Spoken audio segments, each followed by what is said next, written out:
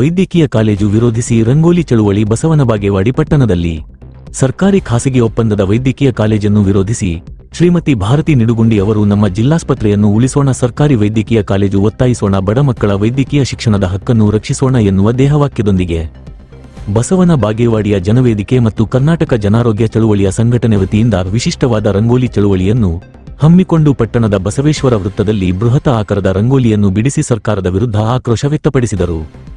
ವಿಜಯಪುರ ಜಿಲ್ಲೆಯಲ್ಲಿ ವಿವಿಧ ಸಂಘಟನಾಕಾರರು, ಬುದ್ಧಿಜೀವಿಗಳು, ಸಾಹಿತಿಗಳು, ರೈತಪರ ಸಂಘಟನೆಗಳು, ದಲಿತಪರ ಸಂಘಟನೆಗಳು ಸುಮಾರು 62 ದಿನ ಅಹೋರಾತ್ರಿ ಧರಣಿ ಮಾಡುತ್ತಾ ಬಂದಿದ್ದಾರೆ. ಆದರೆ ಸಂಬಂಧಪಟ್ಟ ಶಾಸಕರು, ಸಚಿವರು, ಮಂತ್ರಿಗಳು ಹೋರಾಟಗಾರರಿಗೆ ಕ್ಯಾರೆ ಅನ್ನುತ್ತಿಲ್ಲ. ಹಾಗಾಗಿ ಬಸವನ ಬಾಗೇವಾಡಿಯ ಬಸವೇಶ್ವರ ವೃತ್ತದಲ್ಲಿ ಜನವೇದಿಕೆ ಮತ್ತು ಕರ್ನಾಟಕ ಜನಾರೋಗ್ಯ ಚಳುವಳಿಯ ಸಂಘಟನೆ ವತಿಯಿಂದ ರಂಗೋಲಿ ಚಳುವಳಿಯ ಮುಖಾಂತರ ರಂಗೋಲಿಯನ್ನು ಬಿಡಿಸಿ ಮತ್ತು ಕಾಲ್ನಡಿಗೆ ಜಾಥಾ ಮಾಡಿಕೊಂಡು ಹೋಗಿ ತಹಶೀಲ್ದಾರ್ ಕಚೇರಿ ಮುಂಭಾಗ ಬೃಹತಾಕಾರದ ರಂಗೋಲಿ ಬಿಡಿಸಿ ಸಂಘಟನೆ ಅಧ್ಯಕ್ಷರಾದ ಶ್ರೀಮತಿ ಭಾರತಿ ನಿಡಗುಂದಿರವರ ನೇತೃತ್ವದಲ್ಲಿ ಮಾನ್ಯ ಶಿರಸ್ತೆದಾರರಿಗೆ ಮನವಿ ಸಲ್ಲಿಸಿದರು. ಇದೇ ಸಮಯದಲ್ಲಿ ಕಾವೇರಿ ಬಡಿಗೇರ, ಪುಷ್ಪ ಮಾದರ್, ರತ್ನಬಾಯಿ ಗುಡಿಮನಿ, ಯಲ್ಲವ್ವ ಹಿರೇಕುರಬರ, ಸಾವಿತ್ರಿ ಉಕ್ಕಲಿ ಮುಂತಾದವರು ಪಾಲ್ಗೊಂಡಿದ್ದರು. ವರದಿ ಮೈಬೂಬಾ, 1X ನ್ಯೂಸ್, ಬಾಗೇವಾಡಿ.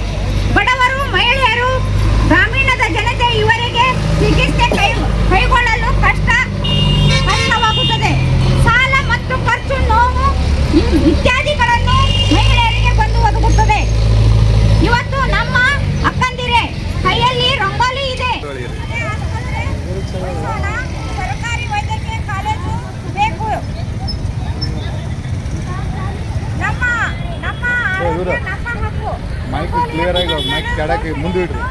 ಹಾಕೋಣ. ವಿಜಯಪುರ ಜಿಲ್ಲೆ ಆಸ್ಪತ್ರೆಯನ್ನು 153 ಎಕರೆ ಏನು ತಿಳಿಸೋದಪ್ಪ ಅಂತಂದ್ರೆ ನಾವು ಬಡವರ ಮಕ್ಕಳು, ನಾವು ದಲಿತರಿಗಾಗಿ ಮತ್ತು ಬಡ ಜನರಿಗಾಗಿ ನಾವು ನಮ್ಮ ಮಕ್ಕಳು ಮೆಡಿಕಲ್ ಕಾಲೇಜಿಗೆ ಓದಬೇಕು. ನಮ್ಮ ಕೋಟ್ಯಾಂತರ ಹಣಗಳನ್ನು ಕಟ್ಟಲಿಕ್ಕೆ ಆಗಲ್ಲ, ಮತ್ತು ಲಕ್ಷಾಂತರ ಹಣ ನಾವು ನೋಡೇ ಇಲ್ಲ. ನಮಗೂ ಮೆಡಿಕಲ್ ಕಾಲೇಜು ಸರ್ಕಾರಿಯಾಗಿ ಉಳಿಬೇಕಂತ ಅವರಲ್ಲಿ ಕೇಳ್ಕೊತೀವಿ. ನಿಮ್ಮ ಹೆಸರು? ನಮ್ಮ ಹೆಸರು ಕಾವೇರಿ ಮಹೇಶ್ ಬಡಿಗರ್.